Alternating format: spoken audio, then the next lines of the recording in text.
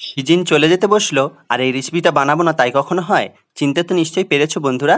আমরা আমরা দিয়ে আজকে বানাবো টক ঝাল মিষ্টি একটা স্পেশাল রেসিপি। প্রথমে আমড়াগুলো ধুয়ে পরিষ্কার করে এইভাবে লম্বা লম্বা করে কেটে নিয়েছি। এবার একটা মশলা বানিয়ে নিলাম।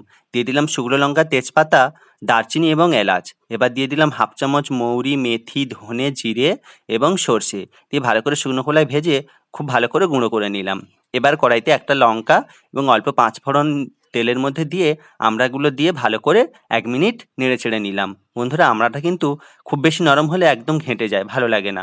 অল্প পরিমাণ হলুদের গুঁড়ো, লবণ দিয়ে আরও ১ মিনিট ভালো করে নেড়েচেড়ে এটাকে মিশিয়ে নিলাম।